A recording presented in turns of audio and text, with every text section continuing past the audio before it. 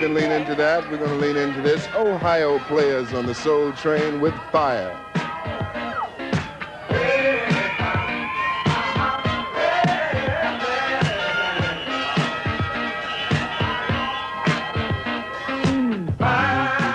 Listen, everybody's name. Andy Schwartz. Bernard Edwards. Nile Rodgers. Tony Thompson. Lucy Martin. Present. First. Alpha Anderson. Raymond Jones. Raw Man Jones. Tony made, I'm going to ask you to announce everybody. All right. We already announced Chaka, so forget her. Okay, we have David Walensky on keyboard. So. Hi, David. And Bobby Watson on bass. We have Moon on drums. Moon. Kevin Murphy on keyboard. Wow.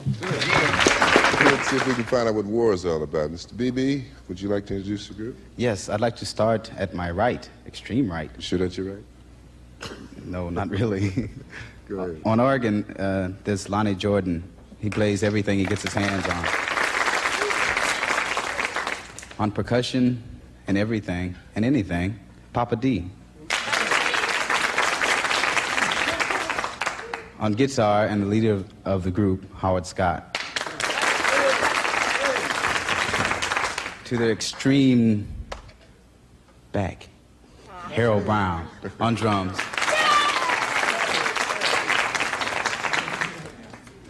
The man with the bullets that look like harmonicas, Lee Oscar. And Charles Miller on saxophone, going out a mellow tone. Well, they love them some Frankie Beverly, you know? Yes. You are? Rome. You're Rome? Philip Wu. Hi, Philip. Do you have a relative that's a councilman here? Yeah. Okay.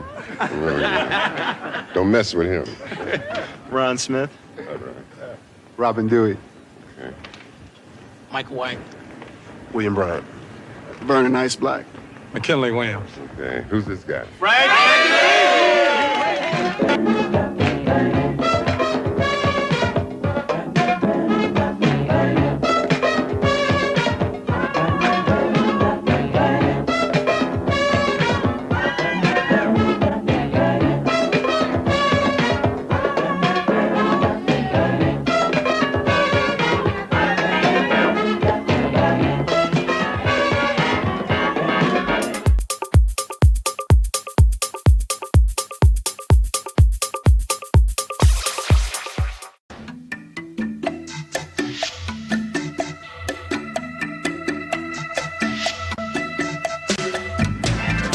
I would say that this is the birthplace of our music, right here in this area.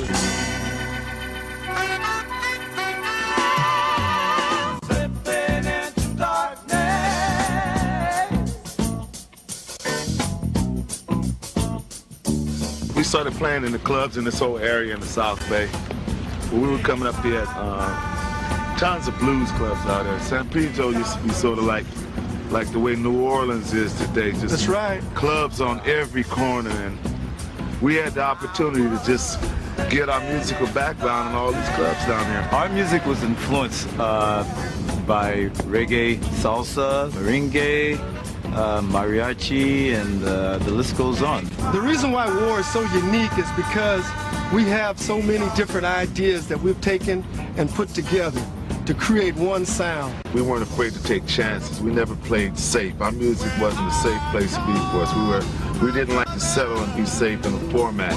We didn't look at music as this music was black or this music was white or this music was Mexican. We looked at all music as a universal language.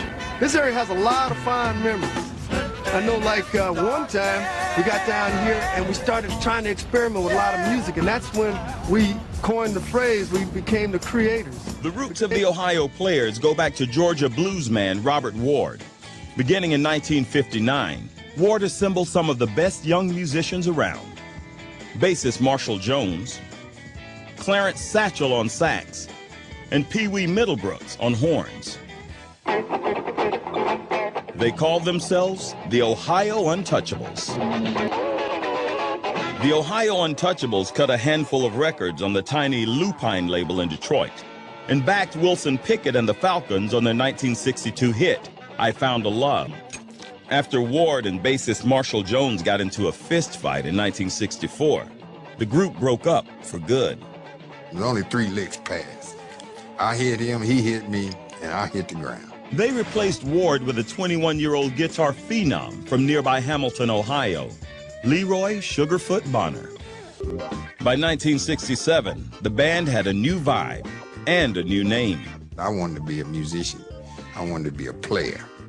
And the other guys had the idea that they wanted to be players, like pimping players. All the cats were nice-looking young men, you know what I'm saying? So women there always had an attraction for us, just right off the bat. When you say Ohio Players, you got to throw Untouchables away, you know? Because I want to be a Ohio player. So I once stumbled upon a band called RUFUS playing at Rush Up. And they were mixed, right? Black yes, boys. oh, they're all white. And one girl, Paulette McWilliams, was the only So RUFUS singer. was all white? They were all white. Mm-hmm. Well, except for Charlie, what's his last name? I can't remember. He was a conga player. So I used to like watch them because I said, this is wonderful. You know, that this great sound and originality, they used to be the American breed. They morphed from the American breed into RUFUS. So they were all like, you know, musicians that had been around and whatnot. And I was just so proud to know people of that caliber. I mean, What type of music were they playing when you? Their own stuff. Mm-hmm. Their own, and mostly country music. So anyway, she decided to go solo. Mm-hmm. And RUFUS asked me to join them. And I was like waiting for that day. Mm-hmm.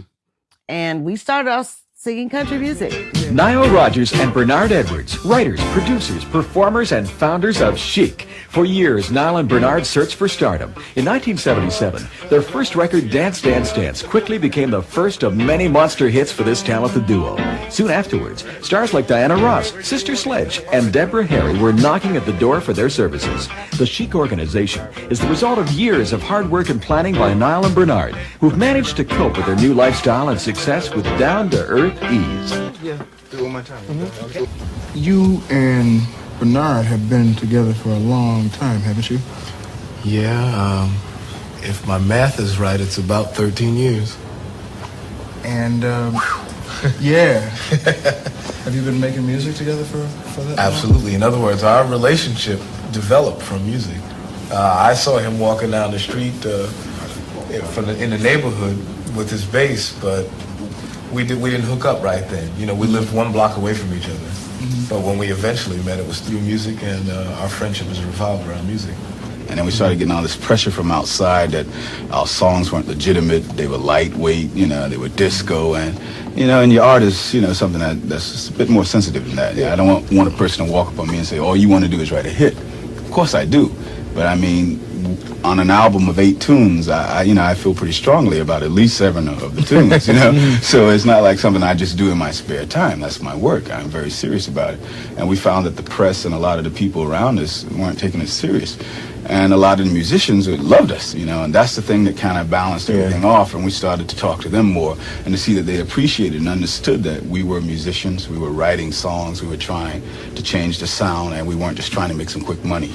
Frankie Beverly and Maze are road warriors. They're always out there gigging. I mean, you can't pick up a newspaper or anything out without seeing Frankie Beverly and Maze, Frankie Beverly and Maze everywhere in the world ever since they've been going. You know, they're that they're the kind of group that back in the day, R&B groups wanted to be like. So Marvin Gaye basically touches you guys, anoints you guys. Yes. And then all of a sudden, what happens? Now you got your name. Now you got the blessing of Marvin. Yes. Things take off. Well, not immediately, because he wanted to produce us.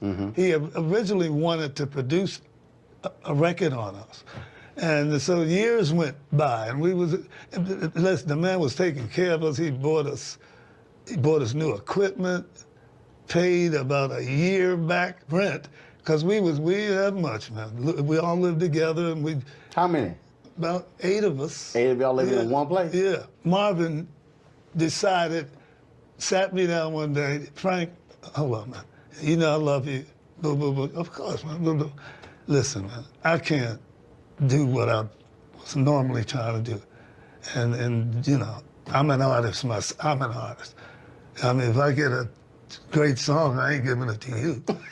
It's short. You know, and I understand that. Trust me, I'm the same way. But he was honest with me, man. He said, man, I'll whatever you need, I'll help you. But man, you know, try to do your thing. You know, send demos, you know. We sent demos around. And it wasn't even, maybe over a year. That's long to have a demo floating around. But Larkin calls me one day. Hey, man, you Frankie Beverly? Yeah. I gotta have this. Man, this is the blip, blip, blip, and all this, man. You know, my then manager was with me, and I handed the phone to him, because I had heard this message before. You know, I handed the phone to him, man, and he's talking, yeah, blah, blah, blah, blah. And I'm looking up at him, he said, yeah. And I said, is he serious? And he said, most people, like you say, don't pursue the gift that was given up. No matter the field. The gift, whatever. All of us have a thing.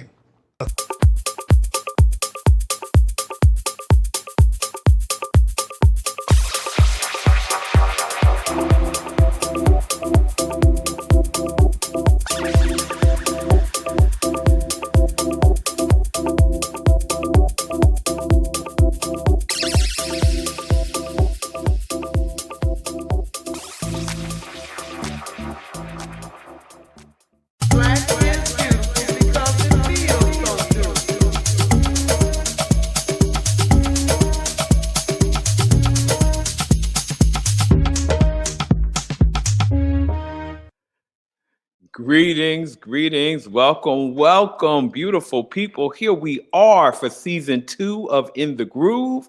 I am Odu, and I am so glad to be back with all of you. And we are kicking off tonight with our Battle of the Bands. We're going to take a trip back through time when bands ruled the charts. So we have CHIC, we have Maze, we have War, we have the Ohio Players, and we have RUFUS. And they cover a range of music from funk to soul to R&B to disco to jazz, and the list goes on and on and on. And they have topped the charts with many hits. And tonight we are going to go through some of our favorites, and we want to hear some of yours as well. So let us know that you're in here. And right before we get started, you know the deal. Grab your drink, grab your seat, and get ready to go with us into season 2 of In the Groove. When I heard that song, it came out when I was about 3 or 4.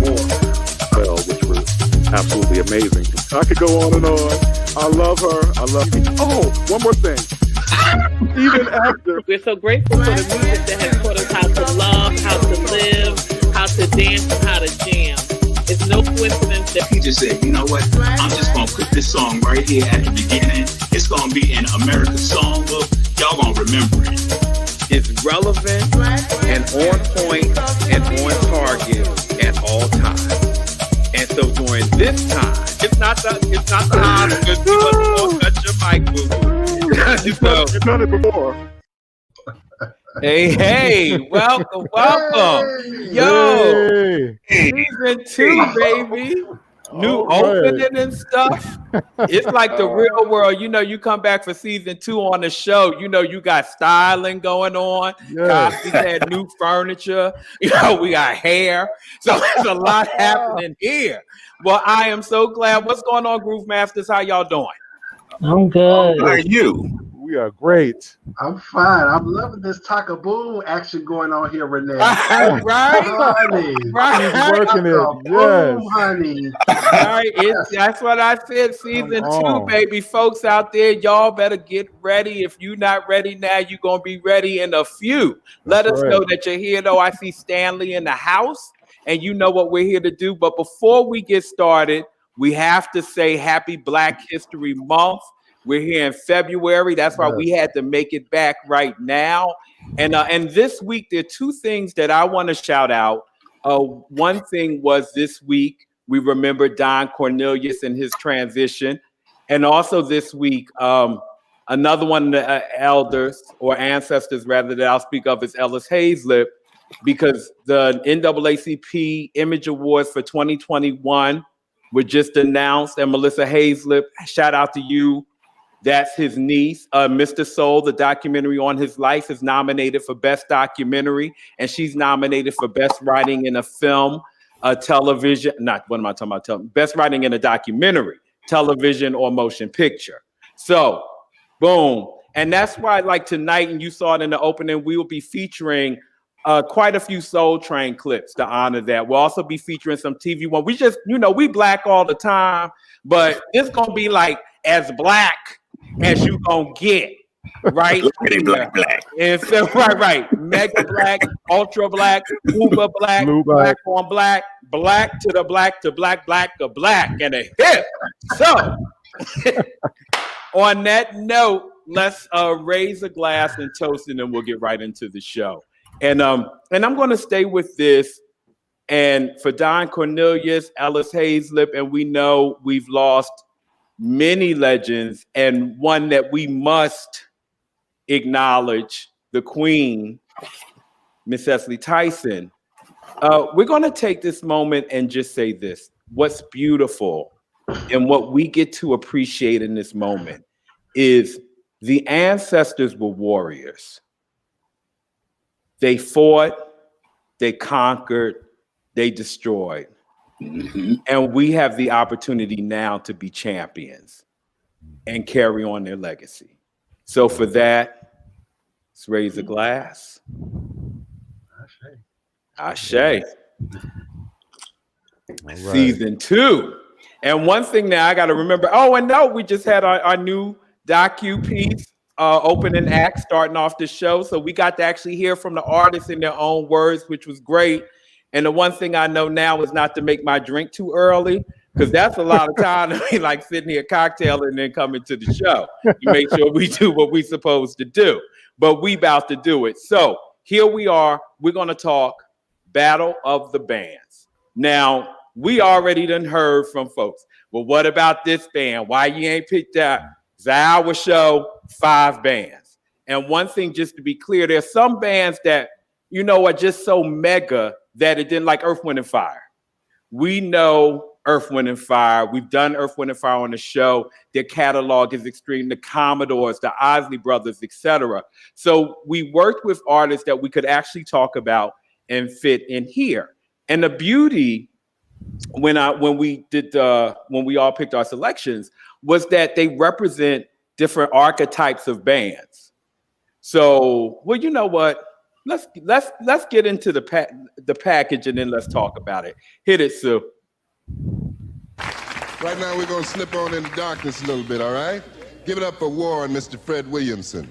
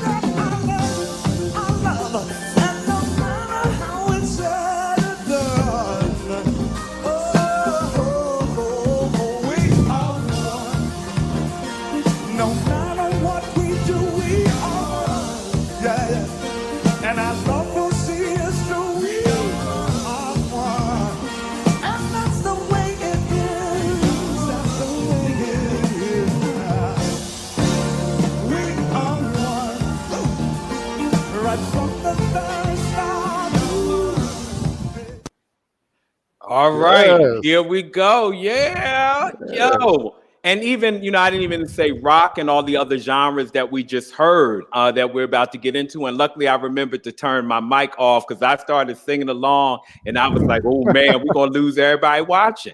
So, and speaking of the folks watching, what's up, Dwight? What's up, Simone is living for your hair in there.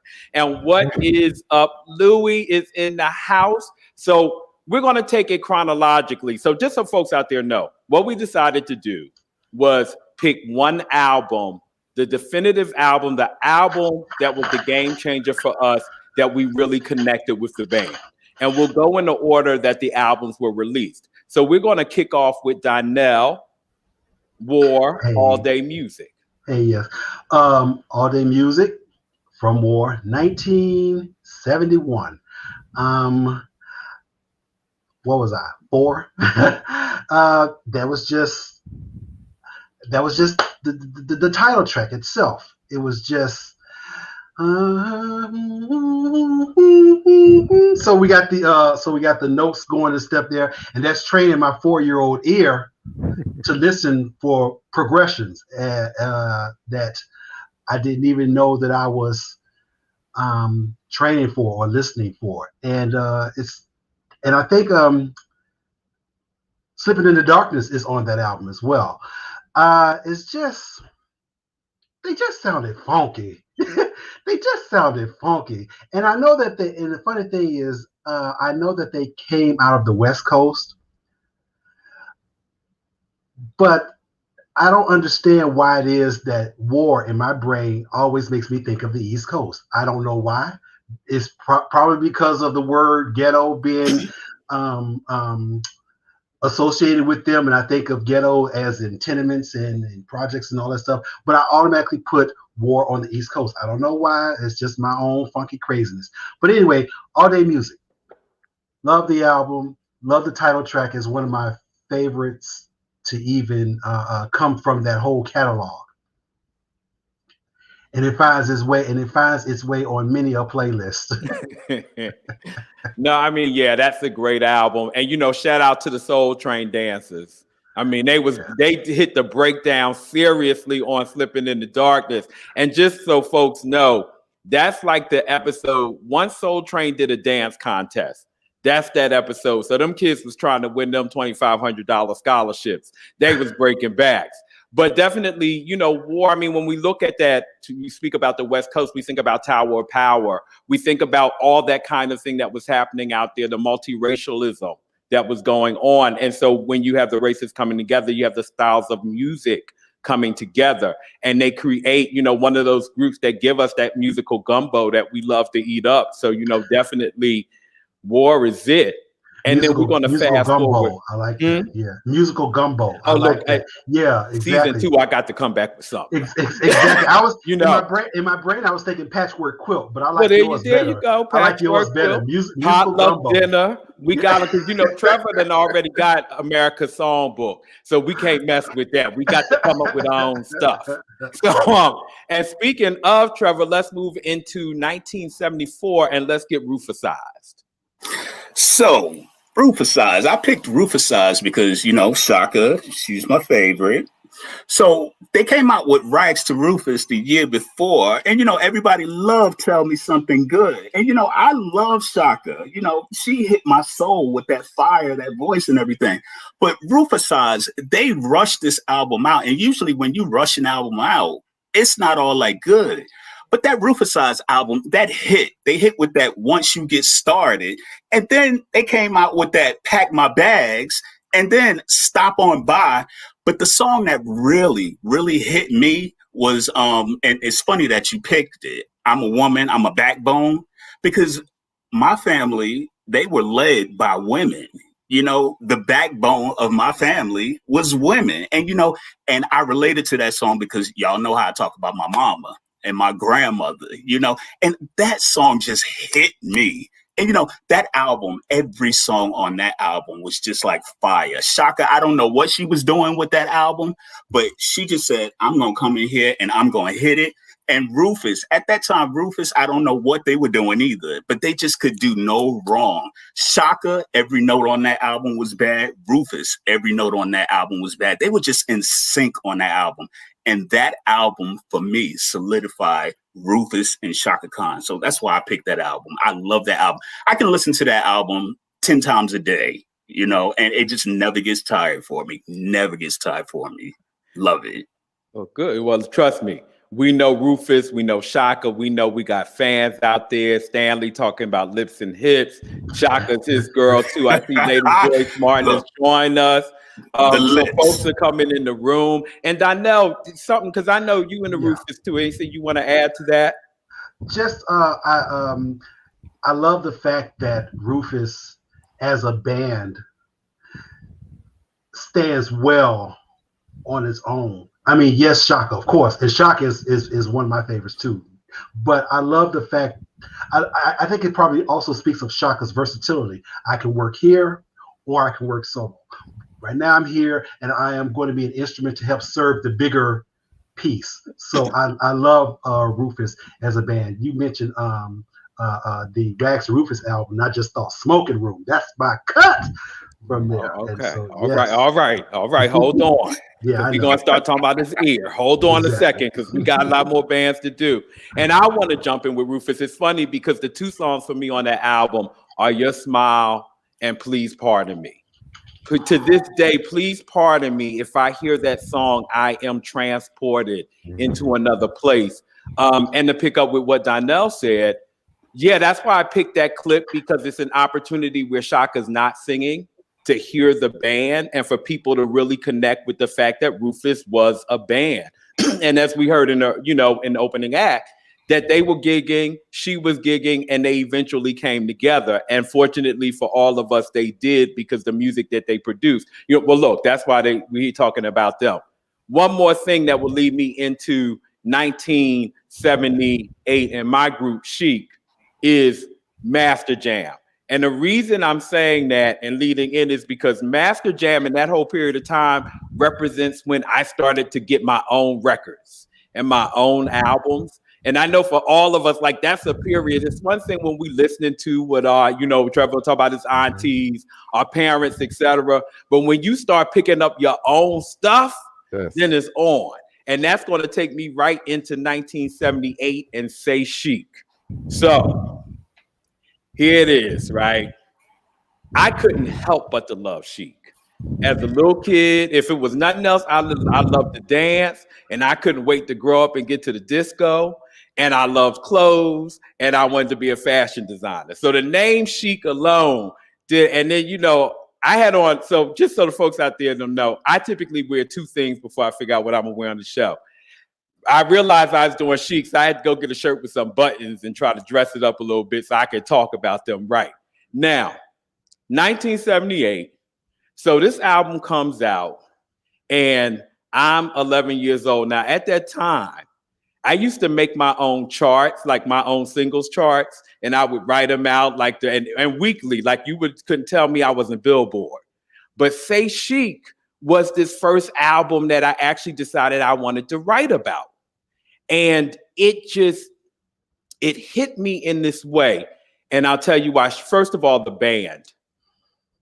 People look at, like, at that time, think about disco. And there was like KC and the Sunshine Band. There was Dr. Buzzard, Original Savannah Band, and basically CHIC.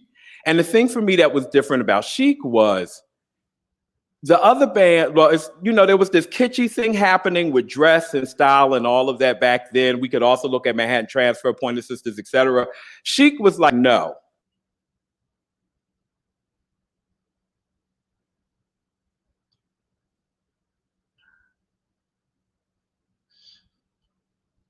Okay.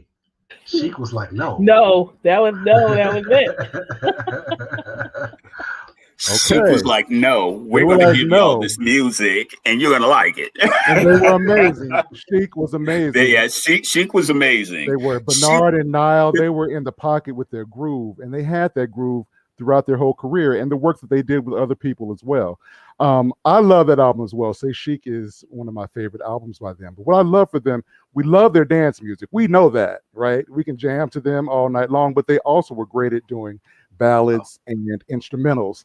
And, so like Savoir Faire is one of my favorite instrumentals right there. And at last I'm free. Come on now. But Odu is back and he's going to take I thought it was me. I was like, what the hell? But that's why, don't worry. And Savoir Faire is my joint too. So let me get into the album. Yo, one thing I love about them is their intelligence. You put this album on and immediately what you hear, you go to a concert and the lights get low and you start to hear the crowd and all that goes on. You get a visceral reaction when the crowd starts to cheer. Now, they kick off a studio album like that. So you're like sitting there and it's like, blah, blah, blah, and the crowd cheering. You get in a seat like you at a concert like this. And so you are like into the album and listening to it. Then follow with the cut of all time, La Freak. If you want to talk about disco, you can't talk about disco without La Freak. And then Keonde, we on the same vibe. Then you go to Savoir Faire. And Savoir Faire for me is the way I love Chic. Sao Paulo, A Warm Summer Night, those songs, I just get in the zone. And then, we're in it. Now, because I lost some time and I know we got another group to get to. There's something else, and I'm glad Keonde is here because Keonde is going to help me out with this part, and we're going to find out if this is absolutely correct. And I actually had to write something down. Don't worry about it. But you just mentioned sometimes you went, right? When I was coming in? No, I mentioned at last I'm free. Okay. Sometimes you went. For me, while I love it, it's like a Sister Sledge song. Yes. That's on the Chic album. Yes. And so it's like I get a little taste of. Yes. But then now this part, I Want Your Love. So I Want Your Love is definitive. Like you can't talk about Chic without this song. But what I understand, and again, Keonde, you're going to help me out here, is that originally I Want Your Love was supposed to be on the We Are Family album, and He's the Greatest Dancer was supposed to be on the Say Chic album, and Absolutely. they switched them. Yes, oh, okay. That's what happened. Yes. Okay, that's right. That's we in the house. But again, with that, it speaks to the brilliance, I think, of Nile and Bernard as producers in knowing that we don't have to have every great song. This is a song better suited for us. This is a song better suited for them. So on that, is Chic. I don't know, Keonde, is there anything else you want to add? Because I know you were sharing. Yeah, I think I said it all. I just love them. I love, like I said, the dance stuff and the instrumentals and the ballads. It was all tight, all tight. The one thing I want to say about Chic is I think their brilliance is in their simplicity. Their music is so, it's right there. There's nothing extra about it. Their music is simple and it's beautiful. It's clean. That's the one thing that I can say about Chic. The music is clean. And I think that's why they appeal to so many people, because their music is clean. Mm-hmm. And later on, we'll talk about how they still are relevant when we get to samples on this show. So right now we're going to move up to 1983 and kick it away, Keonde. Oh, yes. So I am here representing Maze, featuring Frankie Beverly or Frankie Beverly and Maze, whatever you want to call them. They are here, have always been around, and I love them with all my heart and my soul. So the album I chose was We Are One. Before that album, I was in love with their music already, but I chose We Are One because it's the first album, like Odu said, it's the first album I bought with my own little money. I went up to Larry Sight and Sound, put my $7.35 on the counter, and I bought We Are One. And I was everything. 12 years old, I just done something, okay? So I got home, and when I played it, I was absolutely taken to another place. It has some of my favorite Maze songs, including We Are One, of course, the title track, Never Let You Down, and if ever you want to see me cry, just in a ball of tears, put on "I Want to Thank You." I want to thank you takes me to another place. Just the opening line, just the beginning of it just transforms me to another place. So that's why I chose that album. It's one that continues to grow with me and that I live with. And I left Vegas when I was 21 and I moved to Seattle for 15 years. But every time I would come back for Christmas, and when my mom would pick me up from the airport and take me home, there was always a Maze song on the radio. Usually I Want to Thank You or We Are One. And it was like they were welcoming me back home and saying, come on. Yes. So that's why I love Maze and Frankie Beverly, and everything that he did and they did together was just brilliant. It was just a warm blanket to my soul. So yes. Oh, definitely. And I know Trevor is a Maze dude. So Trevor, you want to add anything? So, I was kind of late to Maze because, in New York, we're Whispers people in New York. So I moved to DC. and DC is a Maze town, so I didn't get into Maze until late. My song by Maze is Golden Time of the Day. Yes. Oh, Lord have mercy. Come on. When I first heard that song, you could have just laid me out. You could have just laid me out. That song is just so beautiful. It just goes all into my soul. And Frankie Beverly's voice is just so smooth. It's just wow. I actually got to see Maze. I've only seen them one time, and that was about 10 years ago. And everybody was dressed in white, and it was just so cool. I wasn't dressed in white. I didn't know all about all of that stuff. I just went, and and it was just oh, wow, I feel so out of place. But I mean, that concert was all that. It was all that. And so from that point on, I'm a Maze fan for life. And I love them. And y'all ain't going to get rid of my Whispers, though. I'm from New York. Okay, all right. And that's Maze is there. Okay. You know what, Trevor? Trevor, I'm glad you said that about the concerts, because I call their concerts like a family reunion. Mm-hmm. It is. It really is. Exactly it really is. It feels like you know the people. Y'all have been singing these songs together. Yeah. It's an amazing experience. Yeah. Yes, Yeah. I mean, I loved it. And the next time I get a chance to go, I will be there. Yeah. Yeah. And from living in New Orleans, Maze is just, that's it. So every jazz fest, Essence Fest, Maze. So here's the Maze. And they're like our uncles. Speaking of family reunion, they're like your fine uncle. Right. They're the fine uncles. And and we got one more, but I saw as I bumped out and came in the room, how you go to the bathroom and come back and everybody at the party. So what's up? I see Kay in here. What's up, Kevin? What's up, JJ? What's going on? JJ says, hey to everybody. Thank you, George. George says we are knowledgeable and he enjoys our commentary. And we appreciate you coming and supporting us, George. And on that note, we're going to go to the home, the capital of funk, with the Funk Masters. We may be the Groove Masters, but they are the Funk Masters. So, Rainier, take us away with the Ohio Players. So, now, the Ohio Players. First of all, I don't care. Now, I know they have a few songs that you just be skip. But most of the time, you can take an Ohio Players song and really get your groove on. You can play the first song all the way to the last song on the album and really get into some real sweet, sticky things. You know what I'm saying? So I love Ohio Players because they're sexy. Their album covers. That's all I'm gonna say about the album covers. They were an episode of a Playboy book, but that's another conversation. So I picked Old School, and I do know that is a later album, and it's a collection of their greatest hits. And I always get in trouble for picking certain albums because I love greatest hit stuff.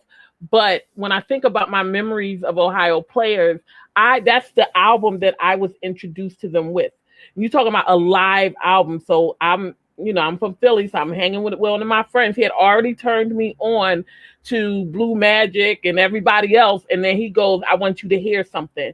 And he puts this album on his surround sound and just set me down. And at first I got a little confused because it was giving me this DC go-go kind of thing. They were doing a little bit.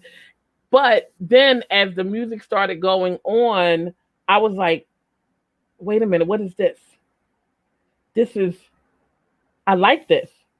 And so that's why I picked this particular album. Now, I've heard all of them going back, but I picked this one because this was where my memory began. So to this day, if I have on something a little too snug, or someone say, how that look on me, and I know it ain't fitting just right, I'd be like, that skin tight, dun, dun, dun, you know what I mean? Like, so that's my thing. But on that album, there is a rendition of Sweet Sticky Thing that has this harmonizing, and they come in from like every part. I felt like I was in my choir days, and I was like, oh, this is beautiful. And then there's a song on there called Thank You. And I cried.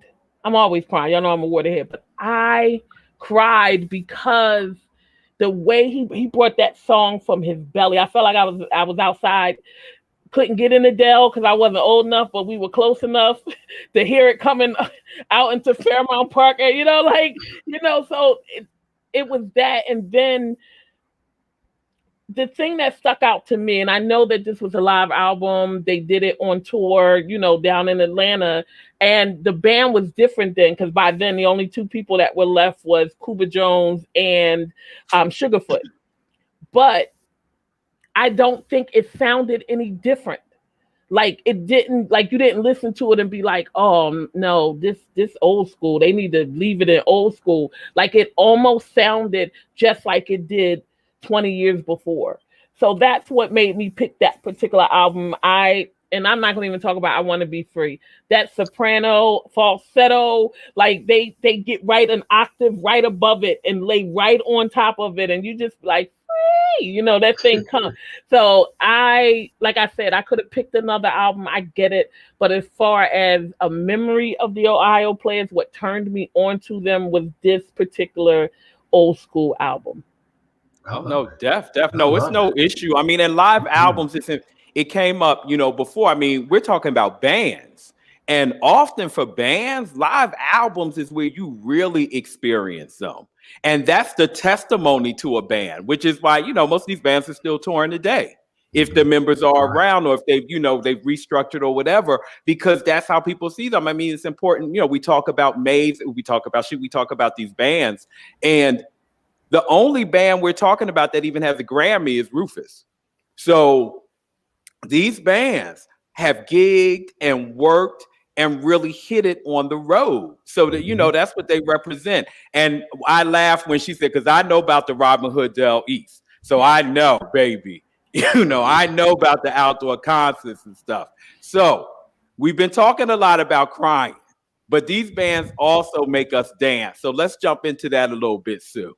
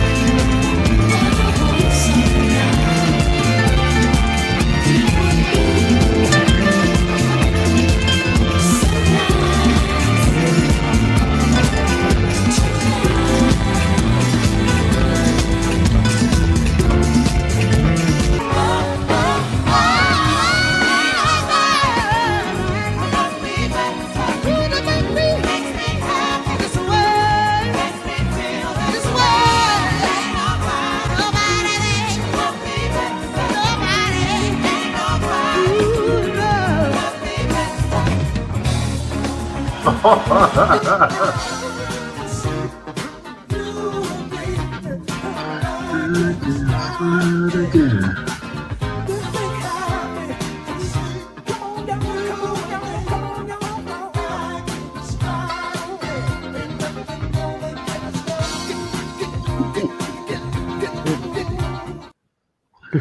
right, all right.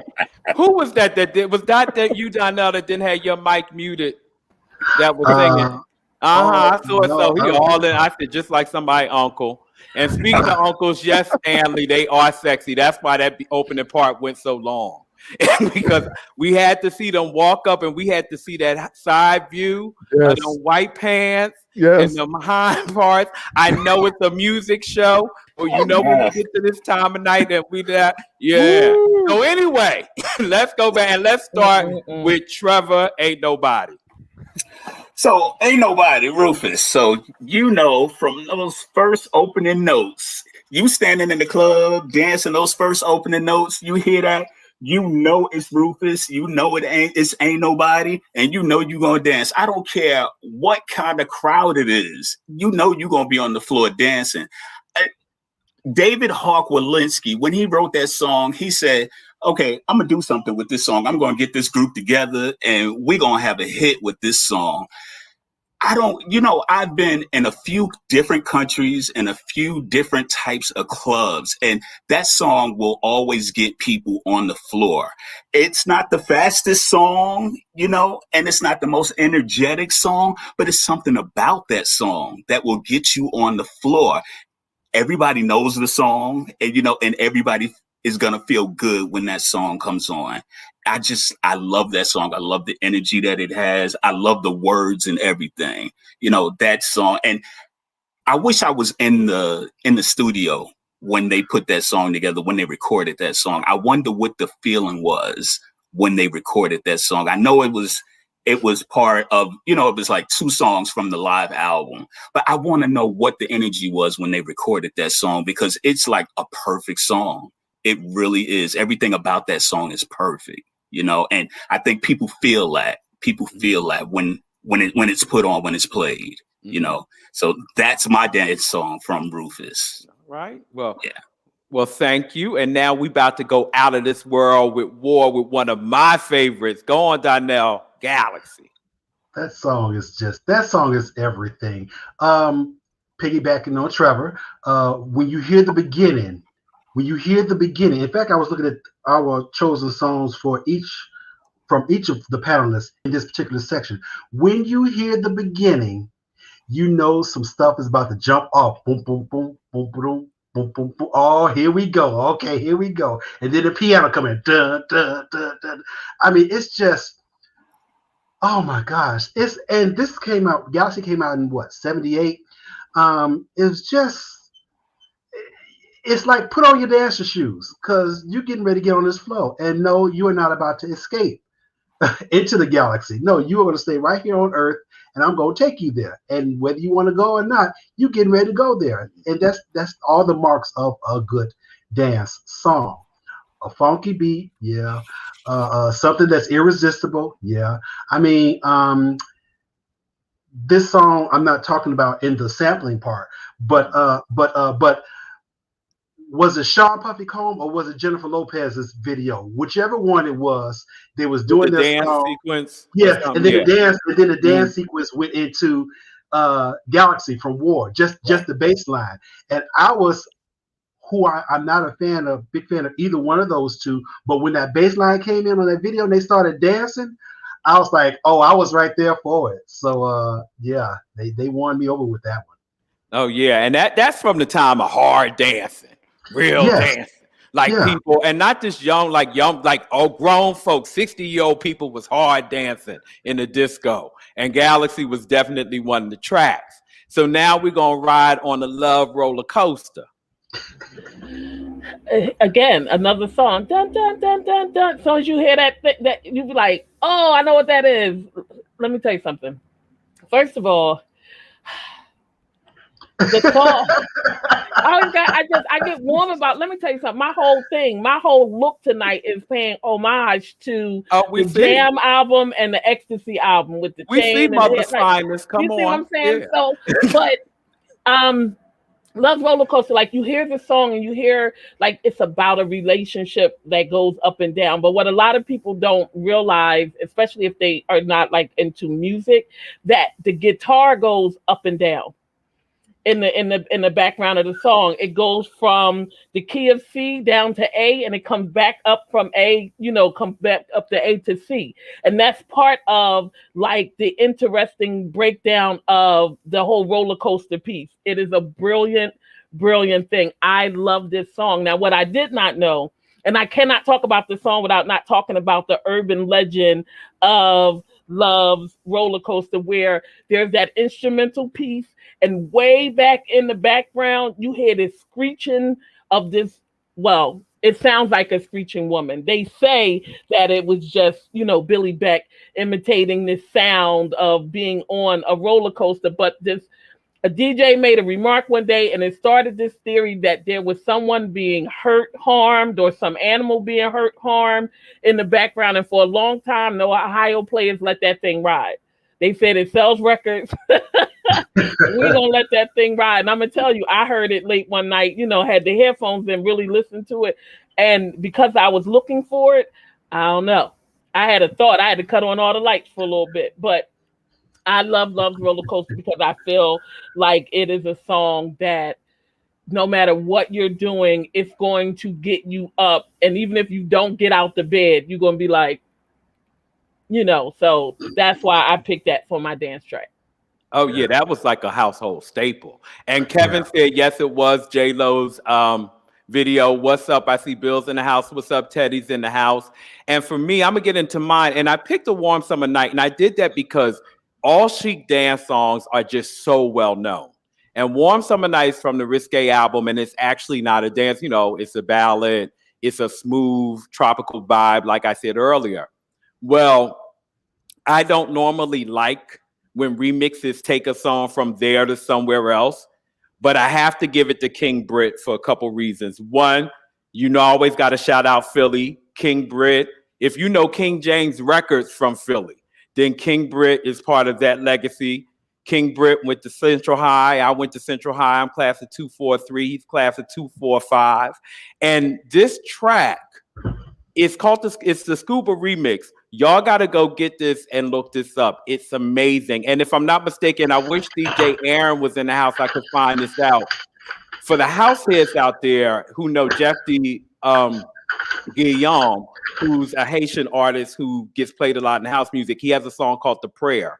And I think that is layered on The Prayer, and it is just so beautiful. And I also picked it because it's sexy. And there's something about a sexy dance record. Like like you could dance to it a certain way, but you could also kind of salsa it. What's up? Aaron is in the house. Aaron, I want you to listen to that and tell me if that's Jeffy Guillaume underneath The Prayer. Let me know. But something sensual and something dancing's not always about in the club, in the bar with a bunch of people. Sometimes it's on a rooftop, and it's somewhere and it's 95 degrees and you just take everything off and your body's just meld into one. Folks in New York remember when the Shelter was in the old Speed building and that top floor when you can dance on the roof. I never took my clothes off there though. But this track right here, no, I know. Anyway, family show.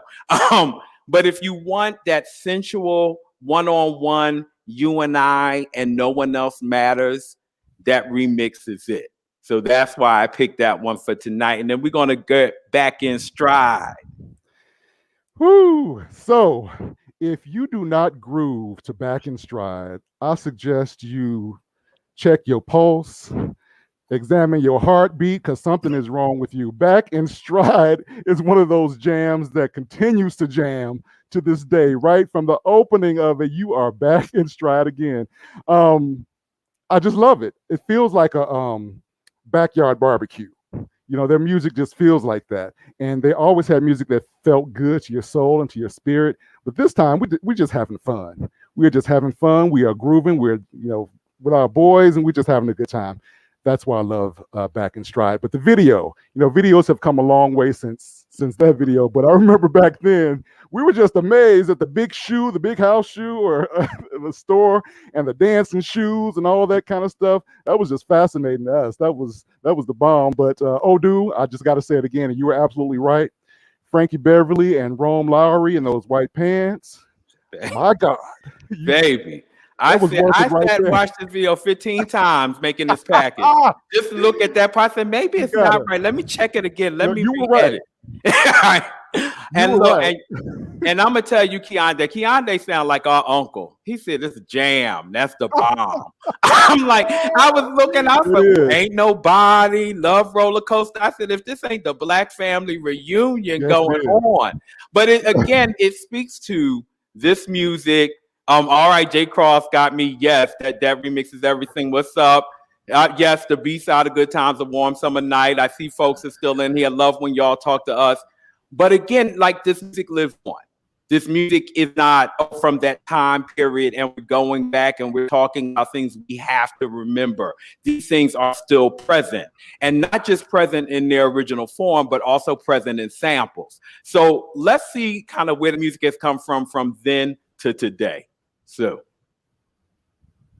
just bought this record up in Harlem. It's called Rapper's Delight. I said, what do you mean you bought the record? That's my song. And then I heard the strings from my record go, ew, which is an exact sample before they had sampling. So that means that they took my record into the studio and either scratched it or they put it on a piece of tape and played it on top of their master. So big copyright infringement. Our music to us was sacred. Like, I certainly didn't mind somebody jamming with us on stage live, but to record it and not put our names on it and then make a lot of money. And I think that the record was so big, it might end up being even bigger than Good Times. At least it was more exciting because it felt like a new art form. So anyway, we threatened a lawsuit. Everything wound up being great. Our names were added to the copyright. So if you look at a copy of Rapper's Delight, it says right there that I'm the co-writer. Here's Wonder Mike, Hank, and Master G, the Sugar Hill Gang. The hip, how you don't stop. You rock it out, baby, rubber to the boogity bang bang, the boogie to the boogity beat. Now what you hear is not a test, I'm rapping to the beat. And me, the groove, and my friends are gonna try to move your feet.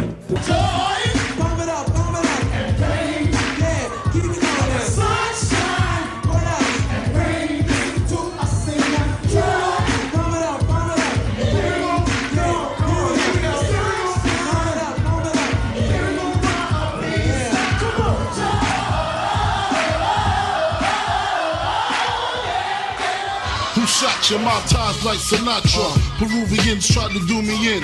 I ain't paid them yet. Trying to press. I don't know if they made 700s yet. Never.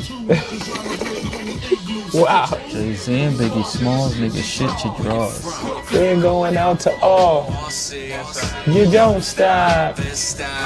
You won't stop. He's on his way, he's about to get paid. He's on his way to Hollywood. He's on his way, he's about to get paid. He's on his way to Hollywood. Please show him the way. He's about to get paid. He's on his way to Hollywood. He's on his way, he's about to get paid. He's on his way.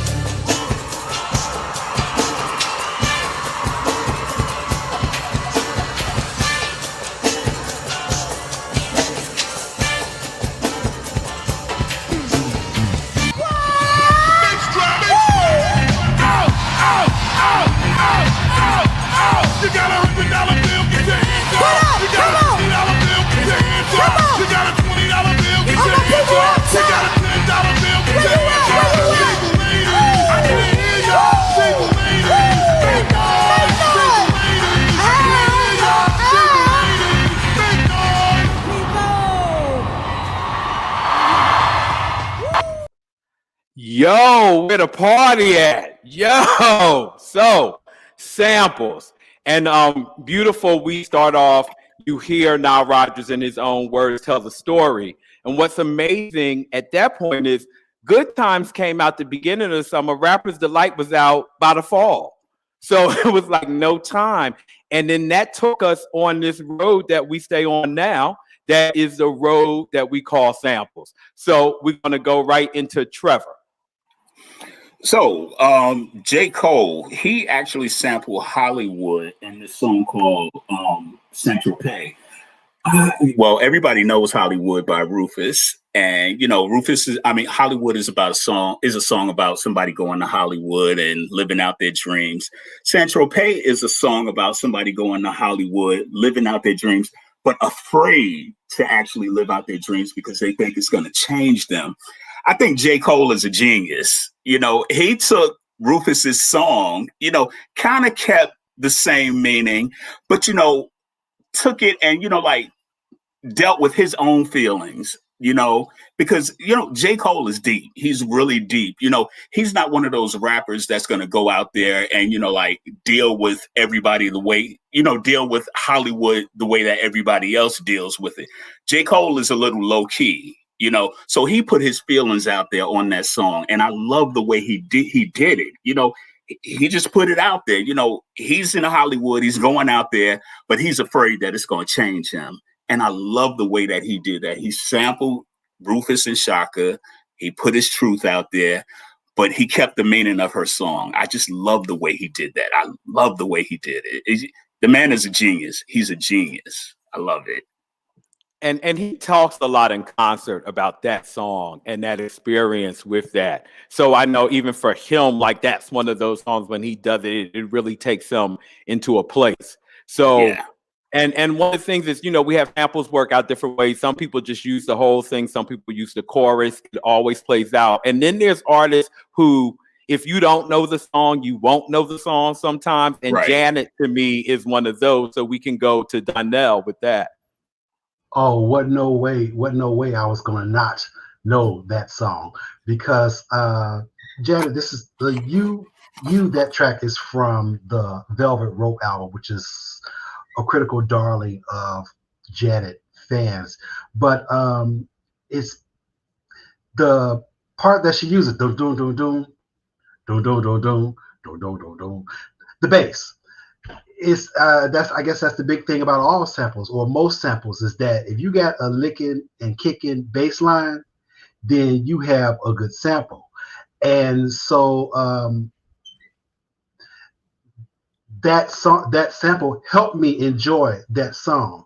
And it wasn't until like maybe 5 years after the Velvet Rope had come out that I saw the lyrics to that particular song from Janet. You got to, you know, say what you mean and mean what you say, and there's nobody who's responsible for you but you. There's nobody to blame but you. You are the master of your own domain. The message just kind of hit, and I was at the time in my life when I needed that message.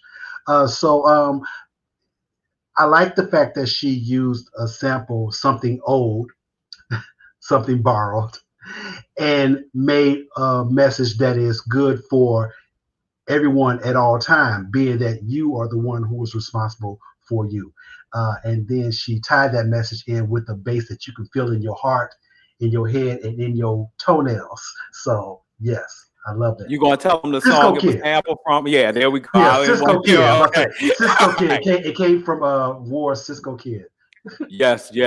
So that is Janet. And then we go back to hip hop, where, you know, samples reign supreme, and we go to some of the supreme reigners of hip hop. We talk about Jay-Z with B.I.G. So Rainier. So you're talking about Brooklyn Finest. This coming together of, like you said, Jay-Z and Biggie Smalls was like a big thing, because you're talking about like the big.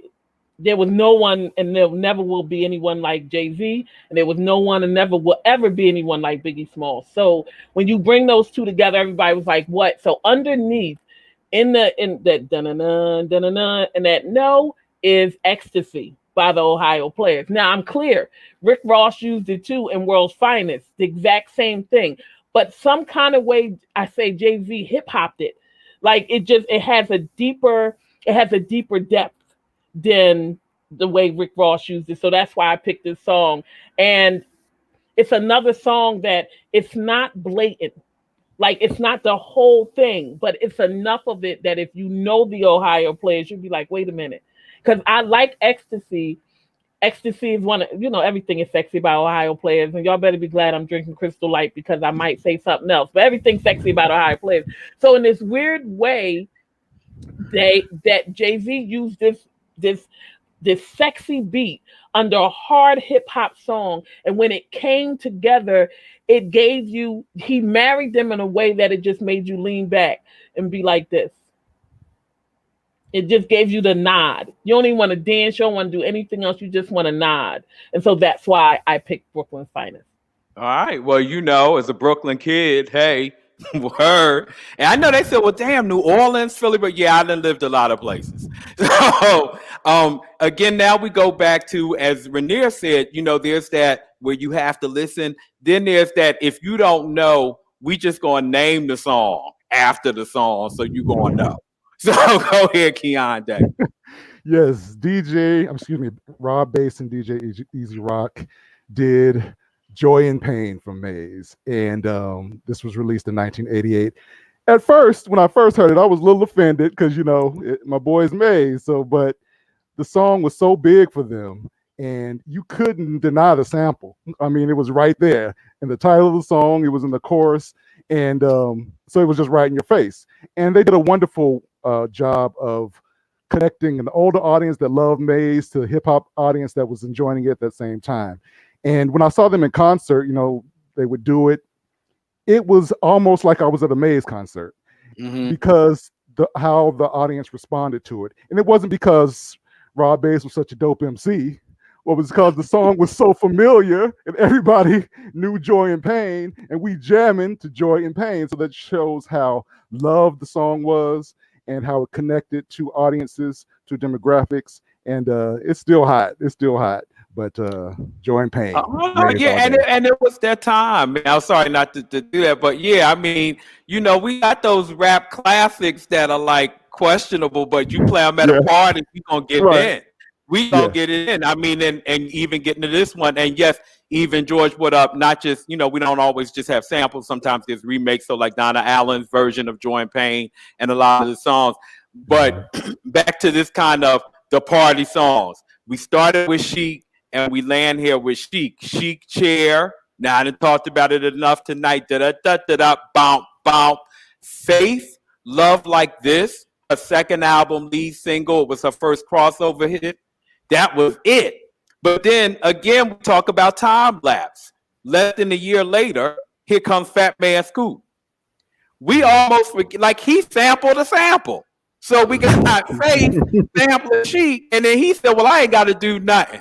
I just got to say, if you got a $50 bill, put your hands up. And I'm going to let everybody else do the work. I know Nile Rodgers wasn't offended because ever since the Sugar Hill Gang, he gets his checks. But a piece again is that, again, with this, these artists live, these bands live, this music lives on and on and on. And again, this conversation will live. We talked about the bands we like. We got the group. People started shouting out bands in there. We couldn't get to all of them, like Heat Wave, Rolls Royce, the list of JB. So we can take it in. If you're not a member of In the Groove, join the group. Facebook.com/In the Groove, Thang, THANG. And that's, wow, this is a conversation. Yo, it's more I want to say, but look. We're going to say something for next week. And speaking of next week, well, before we do that, if you want to support us, you like the show, you want to keep the show, you want us to keep through, there we go. We're in season 2 to help get to season 3. So definitely, send in the love, send in the offerings, as they say in the institutions. So, okay, all right. Damn. All right, so now, next week, our Valentine's Day show, Groovy Valentine's. It is Love is the Message, the romantic side of TSOP. So as much as I talk about Philly, now we talking about Philly. We going to talk about Teddy Pendergrass, the Stylistics, Phyllis Hyman, the Jones Girls, Patty, the OJs, Harold Melvin and the Blue Notes, the Spinners, because we're going to talk about Philly Soul. So not just the Philadelphia International Artists. So definitely want to be here next week at 7 p.m. We thank you all. for coming in. Y'all, it's so good to be back. It's so good to be with y'all and hang out. And we act like it's a long time. We'd have had like 3 shows since the last season. So anyway, like did the season never end? But that's okay because we are back for 8 weeks. Y'all are not ready for the topics that are coming up, but you'll be ready by the time they get here. And on that, we're gonna go out with something we kind of came in with. Well, you'll see, and we'll see you next week.